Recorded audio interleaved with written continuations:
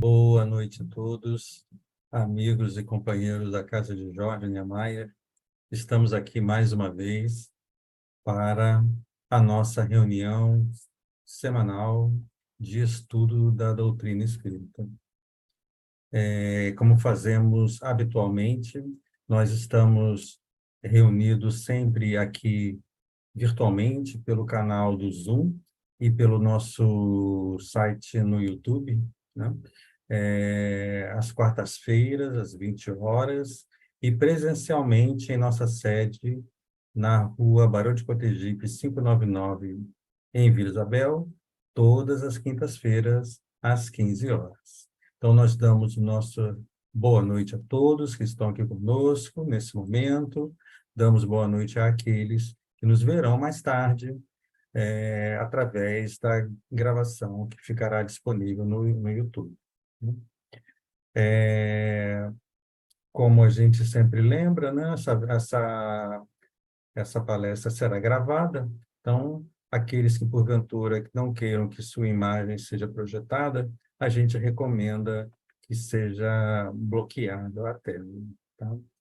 Nós vamos, então, dando início, projetar aqui a nossa mensagem inicial e pedir a nossa amiga Áurea para fazer a leitura da nossa mensagem inicial. Deixa eu só ajustar aqui, que eu estava cometendo um engano.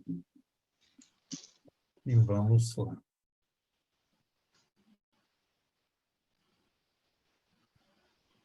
Boa noite a todos. O lar é o templo da família. Os filhos são empréstimos divinos para a construção do futuro ditoso. Todo o tempo possível deve ser aplicado na convivência familiar através dos diálogos, dos exemplos, tornando-se o método mais eficaz de educação. Os hábitos adquiridos no lar permanecem por toda a existência e se transferem para além do corpo. Educar é viver com dignidade, deixando que se impregnem dos conteúdos com vigor aqueles que participam da convivência doméstica. Tudo quanto invistas no lar retornará, conforme a aplicação feita. Faze do teu lar a oficina, onde a felicidade habita. Mensagem do livro Vida Feliz, pelo Espírito Joana de Ângeles, psicografia do médium Divaldo Franco. Graças a Deus. Graças a Deus. Vamos, então, dando prosseguimento, buscar levar os nossos pensamentos a Deus, nosso Pai, a Jesus, nosso Mestre, e buscar a inspiração superior para as nossas necessidades tão grandes ainda de aperfeiçoamento e de melhoria de nosso foro íntimo. Queremos, Senhor, contar com Tua assistência, com a assistência dos mentores espirituais, para que possamos, nesses breves instantes de reflexão, de aprendizado, levar alguma coisa a mais para a nossa alma sedenta de aprendizado, sedenta do Teu Evangelho.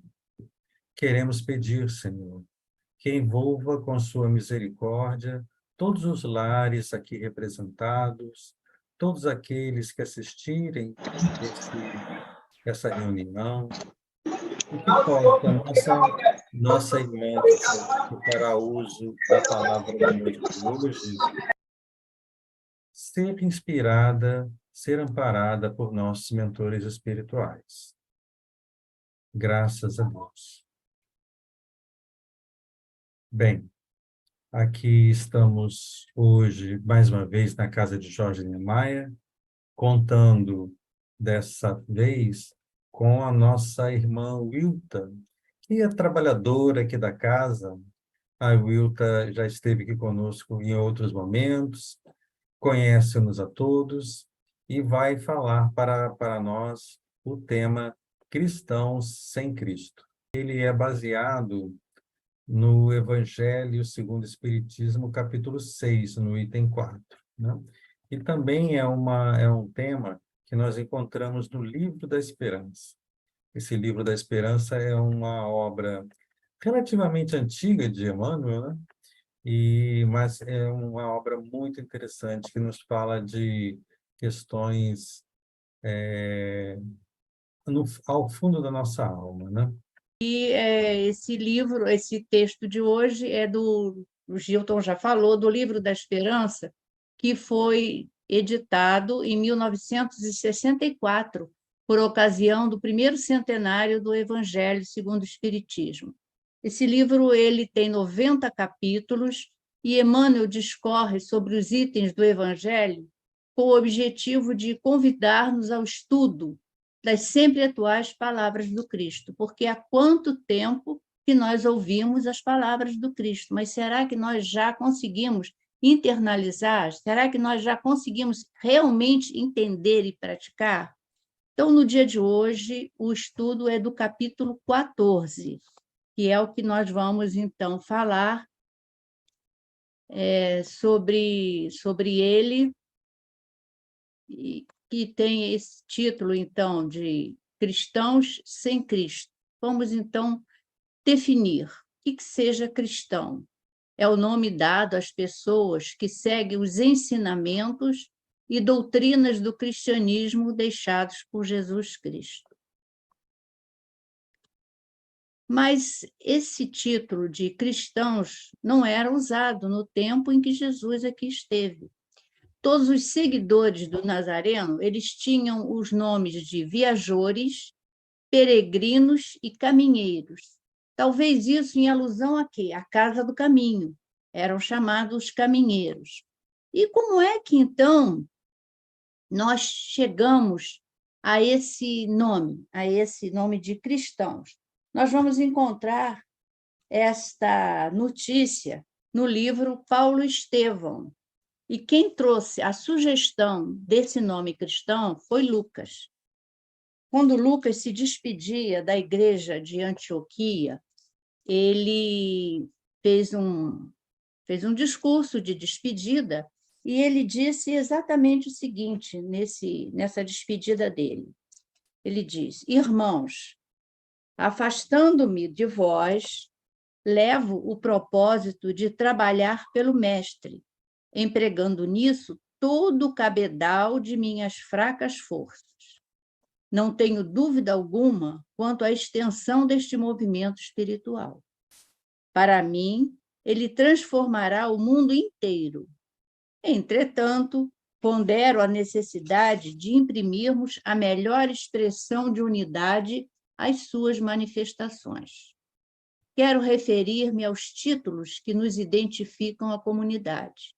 Não vejo na palavra caminho uma designação perfeita que traduza o nosso esforço. Os discípulos do Cristo são chamados viajores, peregrinos, caminheiros, mas há viandantes e estradas de todos os matizes. O mal tem, igualmente, os seus caminhos. Não seria mais justo chamarmos-nos cristãos uns aos outros?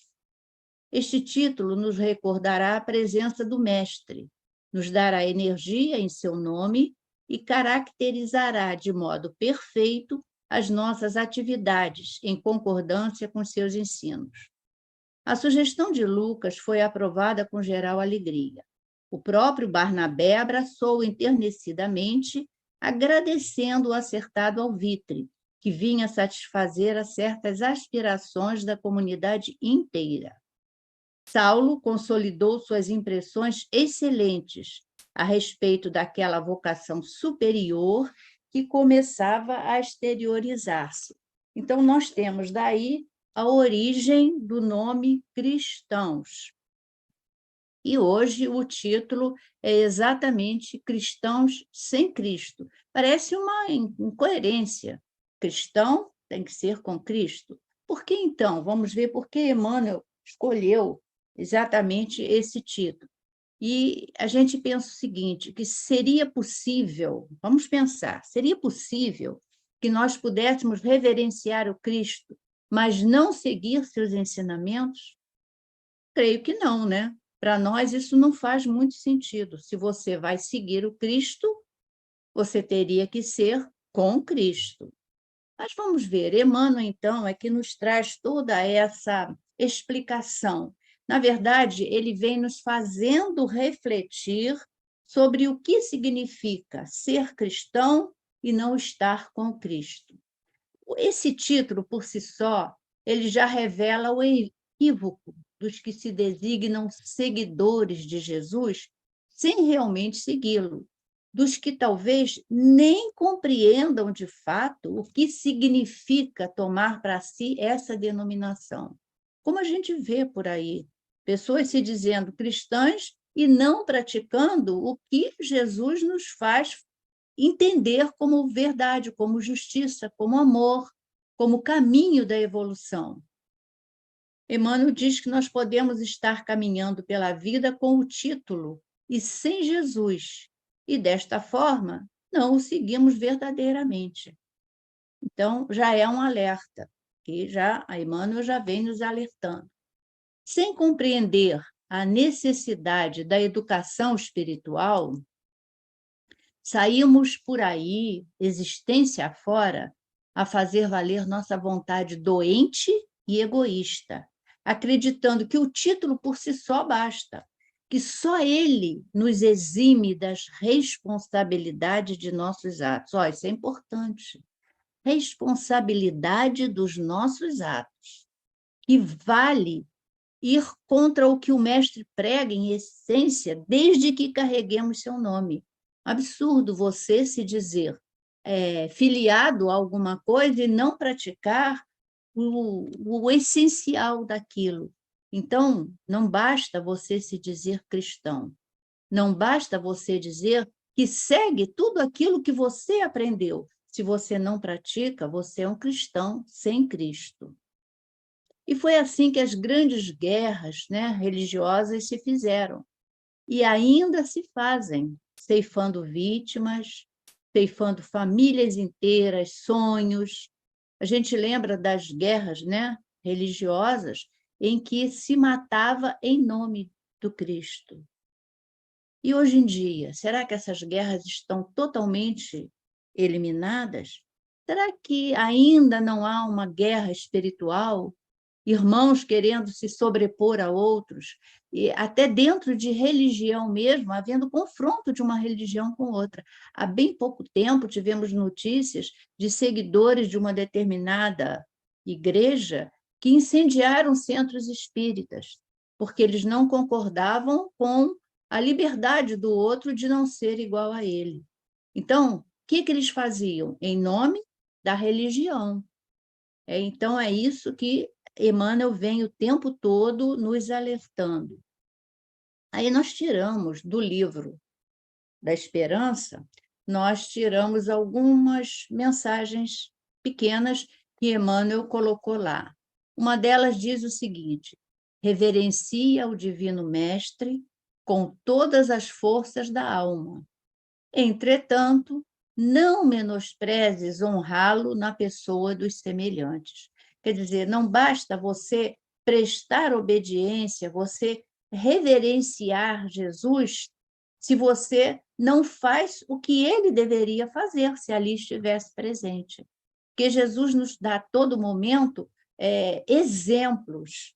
Ele quer que nós façamos, que nós tenhamos atitudes, e não reverenciar e ficar apenas no amor sublime. É preciso que a gente pratique tudo aquilo que ele realmente nos ensinou. Outra frase de Emmanuel no livro diz o seguinte: guarda-lhe as memórias entre flores de carinho, mas estende os braços aos que clamam por ele entre os espinhos da aflição. Então, ele é muito direto. Nessa frase, Emmanuel é muito direto. Quando ele diz que você pode tecer memórias, lembranças e sempre reverenciar, agradecer, lembrar de tudo que Jesus fez. Mas se você não usa os braços, se você não vai para a ação, você não está realmente elogiando, você não está seguindo o que o Cristo disse. Que ele diz que aqueles que sofrem, eles estão precisando de um abrigo, de um abraço, uma palavra, um sorriso. Então, o que Jesus sempre nos ensinou é nesse sentido. Outra frase, ele diz: dedica-lhe os cânticos da fidelidade e louvor que te nascem da gratidão. Mas ouve os apelos dos que jazem detidos nas trevas, suplicando-lhe liberdade e esperança. Gente, nessa frase aí, eu associei muito a esses moradores de rua, que, na verdade, eles estão vivendo fases de treva, talvez a pior fase da vida deles. E o que eles precisam? Eles precisam de um alimento, sim, eles precisam de algum lugar para dormir, um lar, mas eles precisam muito de esperança. Esperança de acreditar que vão ter uma época de maior felicidade, mesmo que não seja reencarnado. É claro que nós não vamos trazer esse sentido direto para eles, mas mostrar que eles são vistos por nós, que eles são seres humanos como nós.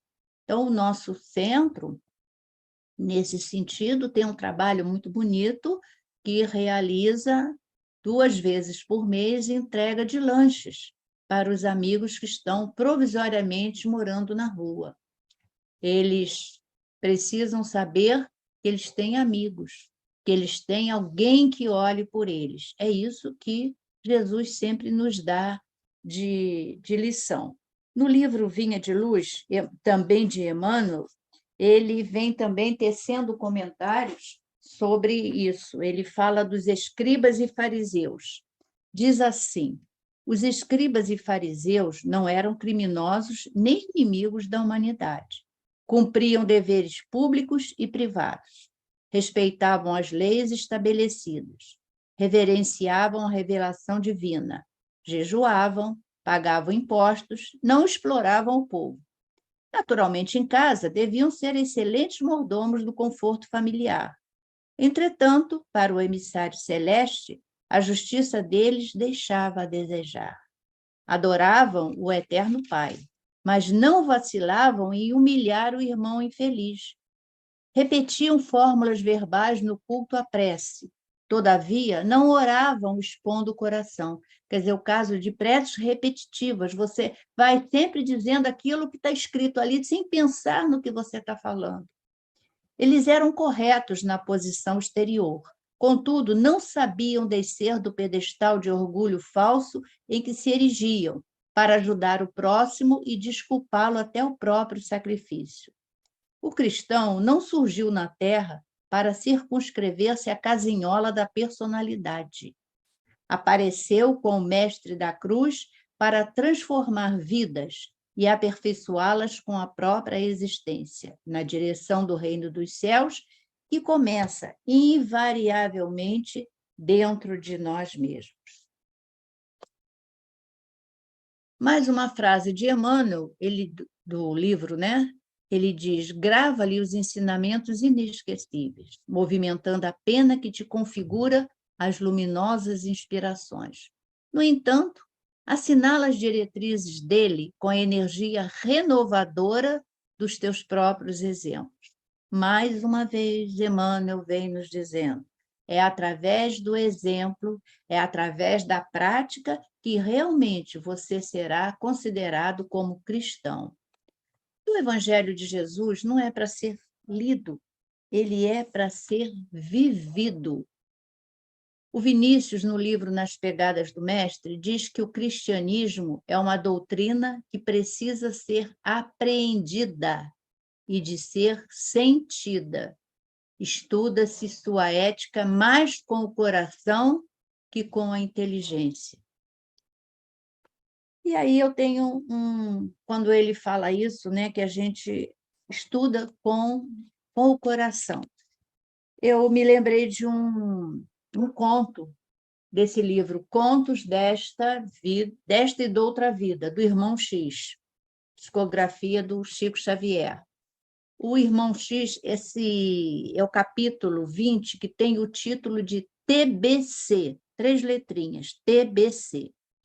Ele diz que ele acompanhou um grupo num templo espírita, num templo religioso, né? Ele diz que acompanhou um grupo que, durante 50 meses, eles se reuniam semanalmente para estudar, para falar dos problemas sociais, e tal o esforço que ele percebeu desses irmãos, principalmente 3, o Leandro, o Jonas e o Samuel. E ele se entusiasmou e convidou, falou com o Cantídio, que havia um grupo já pronto para o trabalho.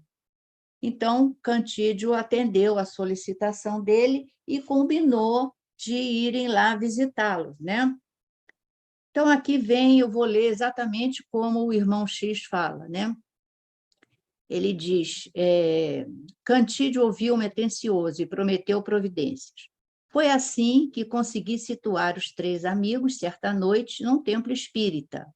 E, no momento aprazado, aí compareceu com Lismundo, respeitável orientador que vinha testar-lhes a decisão. Senhoreando a engrenagem mediúnica, o emissário começou a mensagem que encomendáramos, que claramente classificou como sendo um privilégio que o Senhor concede às criaturas amadurecidas na ideia do bem. Quer dizer, Cantídio, através da mediunidade de um deles, começou já trazendo aquela ideia de aproveitar todos os ensinamentos, tudo aquilo que eles se prepararam para a prática do bem. Então, logo após, entrou diretamente no objetivo, convidando os circunstantes à atividade. Por que não abraçarem compromissos edificantes no cristianismo renascente? Jonas, Samuel e Leandro discorreram brilhantemente quanto às próprias convicções. Falaram longamente das leituras que haviam efetuado, exaltaram os princípios de Allan Kardec, louvaram as páginas de Denis, as pesquisas de Kruppers e as conclusões de Bozano. Lismundo lembrou paciente o impositivo do trabalho. Era preciso rearticular corações doentes e levantar almas caídas. O benfeitor salientou a oportunidade de um agrupamento como uma casa de instrução e consolo, em que os necessitados de orientação e esperança encontrassem apoio moral. Ou seja, sugeriu, vamos fazer um centro, vamos receber pessoas que estão precisando de orientação, de apoio, né? Um instituto em que a ideia espírita, através do livro nobre, pudesse esparzir renovação e conforto. Os ouvintes, contudo, qual se fossem surpreendidos por ducha inesperada, entreolharam-se transidos de susto. Leandro acusou-se pejado de provações. Samuel declarou-se esmagado por lutas da parentela.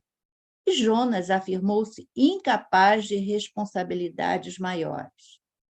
E enquanto se tornavam monossilábicos e arredios, o embaixador prestimoso indicou vários setores de movimentação apostólica, santuários de evangelização, devotamento mediúnico, escolas diversas, hospitais, recolhimentos, creches, berçários, campanhas de benemerência.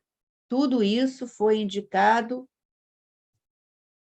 O trio, no entanto, mostrou-se irredutível. Alegaram a falta de tempo, a incompreensão do mundo, a imperfeição da alma, a perseguição dos espíritos das trevas, os impedimentos físicos, etc. Quando os convites minuciosos e reiterados podiam ser tomados à conta de imprudência, Lismundo despediu-se.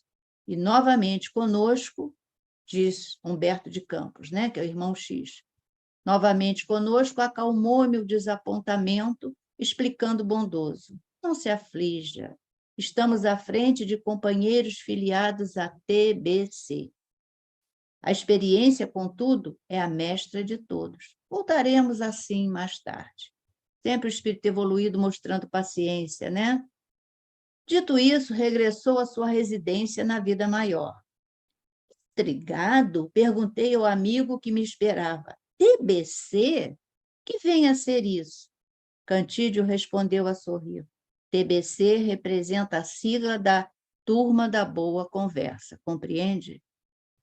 E ele diz, e embora agoniado, não pude ocultar o riso franco. Quer dizer, a gente espera que nós possamos formar o grupo do TBA, a Turma da Boa Ação. Porque se depender só de conhecimento, né, Gilton? Nada se faz, né? Bom, o Emmanuel, nesse estudo de hoje, ele vem nos mostrando, e aí eu acho que Emmanuel puxa a orelha da gente. É a hora que eu me senti esmagada, porque ele vem fazendo, lembrando a nossa história pregressa, a história da humanidade, e ele diz que quantos de nós já fomos cristãos sem Cristo? Aí ele fala dos conquistadores, dos guerreiros, latifundiários e piratas. Quantos de nós já estivemos nesse grupo? Ele diz que esses são grupos, né, que, sem a menor cerimônia, eles se juntavam pedindo a Cristo que os ajudasse na sua luta, ou seja, uma luta injusta, uma luta antifraterna. Ele diz que, olha só, ele usa o termo não nos, nessa frase ele diz, conquistadores, não nos pejávamos de implorar-lhe patrocínio aos excessos do furto. Ou seja, quando Emmanuel coloca nessa frase, não nos pejávamos, ele quer dizer o quê? Que nós provavelmente já estivemos lá. Ele não usa eles, ele usa nós. Aí foi a hora que a minha orelha foi puxada, né? Então, ele diz que, como conquistadores, nós não tínhamos o menor receio de implorar patrocínio, como se Jesus estivesse à nossa disposição para todos os excessos. E como guerreiros, impetrávamos dele, em absoluta insanidade, nos inspirasse o melhor modo de oprimir. Olha, como a humanidade já cometeu tantas atrocidades. Então, pedir a Jesus completamente sem noção, né? Sem insanidade, quer dizer, sem saúde mental, para pedir que Jesus os inspirasse a oprimir os mais fracos. Quando ele fala em latifundiários cruéis, eu achei que latifundiários ele já não está se referindo a tanto antigamente, não. Em 1964, quando foi lançado o livro, acho que Emmanuel já estava com um pezinho na nossa realidade, né? Que ele diz, latifundiários cruéis, não nos envergonhávamos de solicitar-lhe maior número de escravos que nos atendessem ao despotismo em clamorosos sistemas de servidão. E mais um dos exemplos, ele fala como piratas, nós dobrávamos incessantemente os joelhos para agradecer-lhe a presa fácil. Imagina, né? Você de joelhos agradecendo porque você dominou o outro, porque você escravizou o outro. É incoerente. Nos dias de hoje, pelo menos eu acho que para nós, se já estivemos lá, eu acho que a gente já deu algum salto nesse sentido, né? Mas eu fiquei pensando, será que Emmanuel só está falando dos homens do passado ou está falando de nós mesmos no dia de hoje? Será que ainda não estamos ligados a essa troca, a essa barganha que antigamente se fazia, pedindo alguma coisa, mesmo que não seja de justiça, de fraternidade, mas de interesse pessoal? Eu acho que Emmanuel aí, a gente sabe que não é fácil, porque nós talvez já, para nos desligarmos, né, esse ranço antigo que nós ainda trazemos, muitos de nós, mas nada está perdido, porque é sempre tempo de refletir, de mudar e progredir. Quando a gente diz que a gente aprende com os erros, não é bem assim. A gente aprende com a correção dos erros. Porque se você reconhece o erro e continua errando, você não aprendeu nada. Então, se alguma vez nós já estivemos nesse grupo de cristãos sem Cristo, está na hora de nós passarmos para diante, de nós tentarmos dar um salto. Façamos sempre a nossa parte bem feita. Vamos criar exemplos positivos, vamos levar Jesus aos corações de forma mais efetiva e perfeita, por meio de nosso exemplo, e somente assim nós seremos coerentes e corretos com a escolha que fizemos, sendo verdadeiramente cristãos, com o Cristo sempre presente em nossas vidas. Será que já é tão difícil para nós? Será que nós já não podemos, né, seguir os exemplos?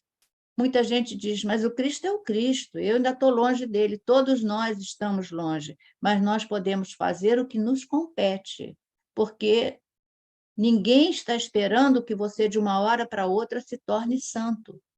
Nós estamos sempre na expectativa de que vamos melhorar a cada dia e vamos seguir o exemplo de Jesus. Se não podemos fazer o que ele fez, podemos fazer o que está ao nosso alcance, mas sempre olhando a oportunidade que nos é dada.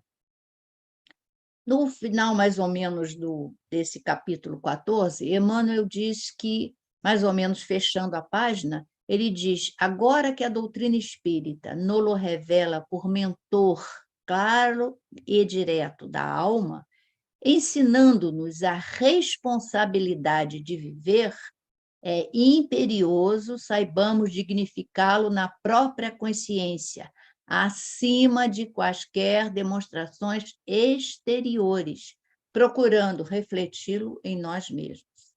Então, não são as demonstrações exteriores, não é o se ajoelhar, aquelas promessas que eu vou subir a escada da penha de joelhos. Isso, para Jesus, não diz nada, absolutamente nada. É toda a nossa parte interior, o que nós conseguimos buscar dentro da nossa consciência. E quando fala, né, de acima de qualquer demonstração exteriores, eu vou ler e vou pedir para vocês para ler exatamente na íntegra essa página lindíssima desse livro aqui, Eurípides Barçanufo, O Apóstolo da Caridade, que é do Jorge Rizzini. Então, essa história realmente, sempre que eu leio, me emociona muito, e eu quero dividir isso com vocês. Vem falando de Eurípides Barçanufo, né, que foi um grande médium da cidade de Sacramento, em Minas Gerais. Então, diz, e por um acaso o nosso grupo de ESG tem o Eurípides Barçanufo como patrono, né? Então, diz assim, começara Eurípides Barçanufo, em Sacramento, a observar-se fora do corpo físico, em admirável desdobramento, quando certa feita à noite viu a si próprio em prodigiosa volitação. Embora inquieto, como que arrastado pela vontade de alguém num torvelinho de amor, subia, subia, subia sempre. Queria parar e descer, reaver o veículo carnal, mas não conseguia. Respirava outro ambiente, envergava a forma leve, respirando num oceano de ar mais leve ainda. Viajou, viajou, à maneira de pássaro teleguiado, até que se reconheceu em campina verdejante. Reparava na formosa paisagem, quando, não longe, avistou um homem que meditava, envolvido por doce luz. Como que magnetizado pelo desconhecido, aproximou-se. Houve, porém, um momento em que estacou, trêmulo. Algo lhe dizia no íntimo para que não avançasse mais. E, num deslumbramento de júbilo, reconheceu-se na presença do Cristo. Baixou a cabeça, esmagado pela honra imprevista, e ficou em silêncio, sentindo-se como um intruso, incapaz de voltar ou seguir adiante. Ofuscado pela grandeza do momento, começou a chorar. Grossas lágrimas banhavam-lhe o rosto, quando adquiriu coragem e ergueu os olhos humildes. Viu, porém, que Jesus também chorava. Trespassado de súbito sofrimento por ver-lhe o pranto, desejou fazer algo que pudesse reconfortar o amigo sublime. Afagar-lhe as mãos ou estirar-se à maneira de um cão leal aos seus pés. Mas estava como que chumbado no solo estranho. Recordou, no entanto, os tormentos do Cristo a se perpetuarem nas criaturas que até hoje na terra lhe atiram incompreensão e sarcasmo. Nessa linha de pensamento não se conteve. Abriu a boca e falou suplicante: Senhor, por que choras? O interpelado não respondeu. Mas, desejando certificar-se de que era ouvido, Eurípides reiterou: choras pelos descrentes do mundo? Enlevado, o missionário de Sacramento notou que o Cristo lhe correspondia agora ao olhar. E, após um instante de atenção, respondeu em voz dulcíssima: não, meu filho, não sofro pelos descrentes aos quais devemos amar. Choro por todos os que conhecem o Evangelho, mas não o praticam. Como se caísse em profunda sombra ante a dor que a resposta lhe trouxera, desceu e acordou no corpo de carne. Era madrugada. Levantou-se e não mais dormiu. E desde aquele dia, sem comunicar a ninguém a divina revelação que lhe vibrava na consciência, entregou-se aos necessitados e aos doentes, sem repouso sequer de um dia, servindo até a morte. Então, a gente vê aqui um exemplo de alguém que entendeu o sofrimento maior de Jesus é por aqueles que o conhecem e que não praticam tudo aquilo que ele nos trouxe. O que seja, são os cristãos sem o Cristo. Bem de acordo com o que Emmanuel vem nos chamando a atenção. Então, se levarmos em conta seus ensinamentos, veremos que todos se baseiam na pura caridade. Esta é a base. Este é o norte para edificarmos o reino de Deus tão sonhado, onde teremos força e coragem para levar adiante nossa existência, apesar dos problemas, pois agiremos com retidão e bondade, trazendo paz para nossas consciências. E agora a gente vai terminando o nosso estudo de hoje, querendo enfatizar que Emmanuel, na sua sublime inteligência, ele vem nos trazendo uma admoestação, porque nós seremos cobrados pelo muito que nós recebemos. Principalmente, eu acho que nós espíritas recebemos muito, porque nós podemos entender que não viemos aqui ao mundo a passeio. Nós viemos aqui para sermos coparticipantes da evolução do nosso planeta. E o que de melhor ele pode esperar de nós? Ação. Ação no bem. Ação para ajudar a todos aqueles que se aproximam de nós. E aqueles que não se aproximam, nós podemos enviar uma oração. Nós podemos fazer um pedido para que um dia eles possam também entender a grandeza de todos esses ensinamentos que nos foram dados.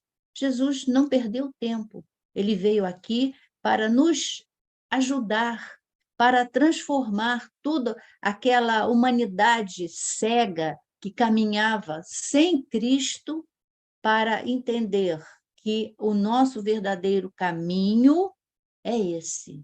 E nós espíritas temos essa responsabilidade, porque muito recebemos. Recebemos missões, recebemos trabalho, recebemos uma casa espírita que nos ajuda e nos abriga. E eu, então, faço aqui, já para terminar, então, o nosso estudo, uma avaliação da nossa própria casa espírita. 74 anos, completou agora, no dia 7 de julho. E o que é que a nossa casa fez? Fez por nós, porque nós sabemos que existem trabalhos de ação na casa. Como diz Emmanuel, os braços para abraçar aquele que está em sofrimento. Mas e para nós? O que a casa nos deu? A casa nos deu o auxílio, o ensinamento, a interpretação de tudo o que os livros de Kardec nos trazem, porque não basta você ler, não basta você, como dizem os escribas e os fariseus, sabiam de tudo, jejuavam, não prejudicavam ninguém, mas não praticavam.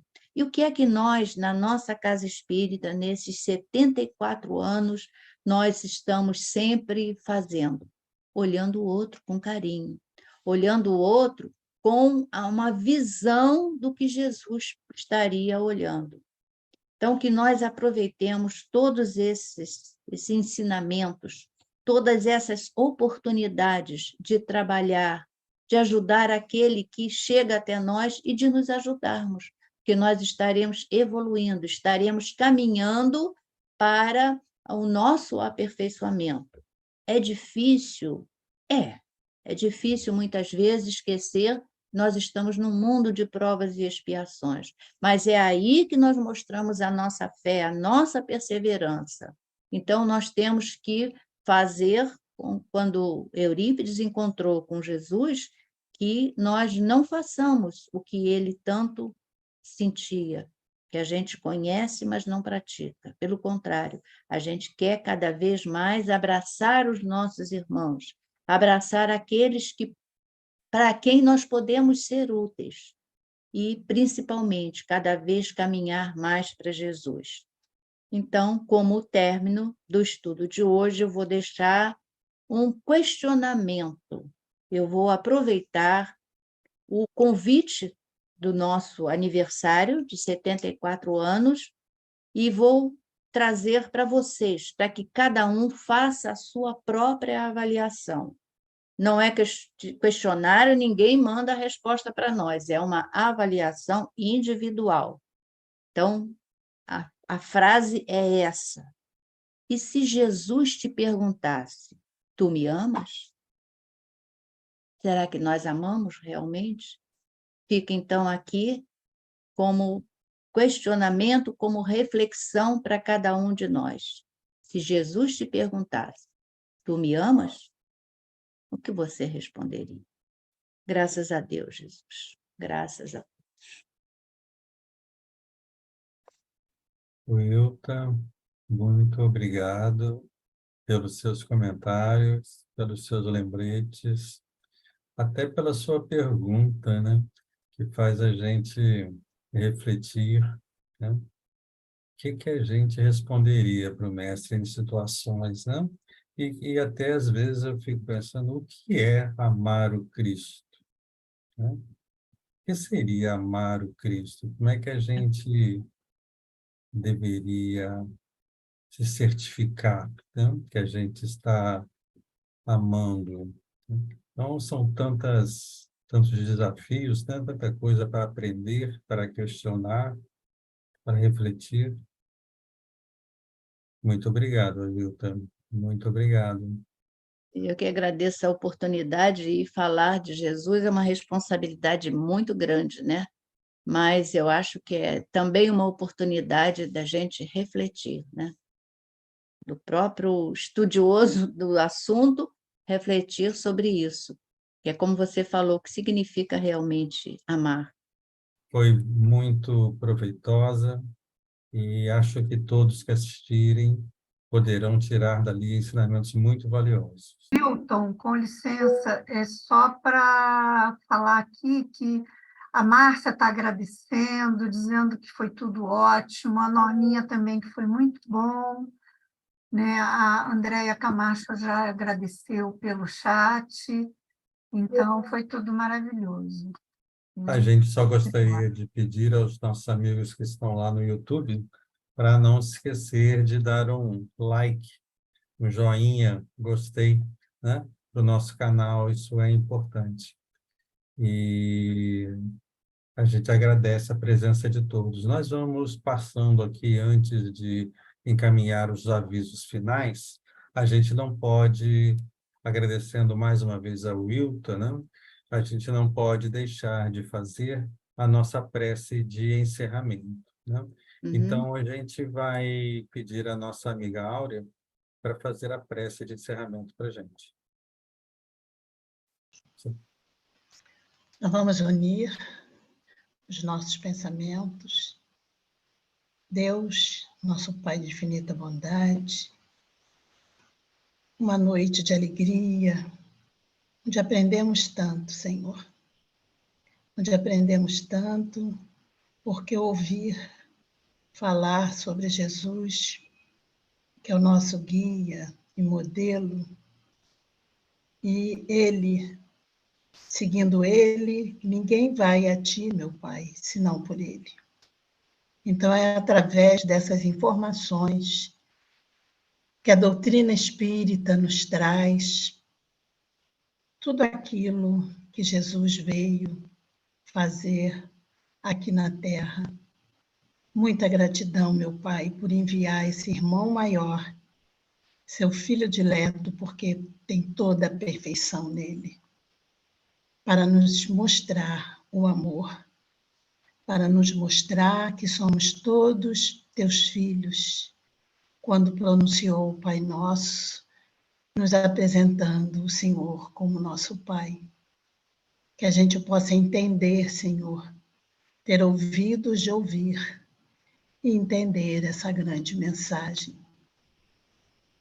Tantos valores nos traz a doutrina espírita, que descortina para nós tantas luzes, que cada lar que está ligado nessa noite, que nós possamos, nessa hora, através do nosso lar, sermos aqueles cristãos, beneficiando todos aqueles que estão ouvindo nessa hora e que irão ouvir depois, que possa sair de nós, do nosso sentimento, do nosso coração, vibrando contigo, Jesus, tudo aquilo que estamos sentindo agora.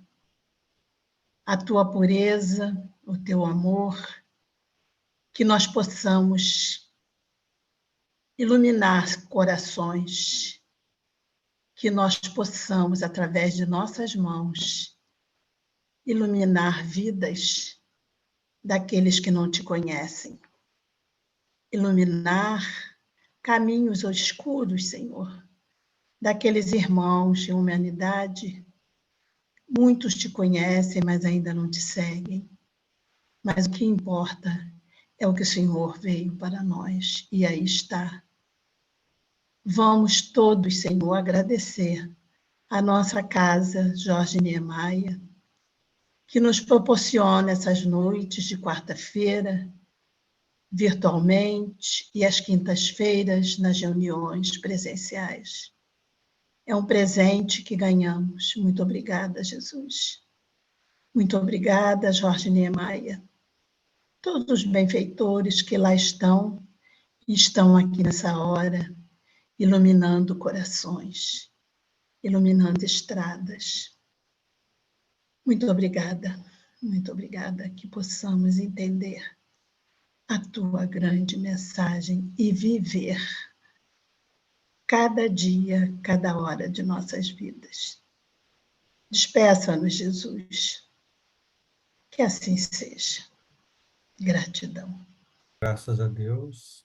Nós vamos aqui encaminhando para o nosso encerramento, né?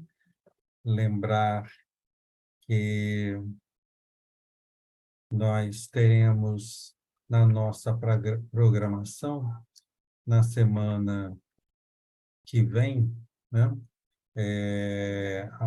Dia 9, às 20 horas, na próxima quarta-feira, nosso amigo Braz Magno, falando sobre o tema Espíritas Instruí-vos, né? Braz é o nosso companheiro aqui da Casa de Jorge Niemeyer e estará conosco na próxima quarta-feira. Então, é isso que nós temos para a noite de hoje. Nós agradecemos a presença de todos, agradecemos ao Wilton mais uma vez, queremos mandar o nosso abraço aos companheiros que nos acompanharam pelo YouTube e, se Deus quiser, estarmos aqui de volta na próxima quarta-feira nesse mesmo horário, nesse mesmo canal. Uma boa noite a todos. E eu que agradeço a todos, viu? Obrigado. Uma boa noite.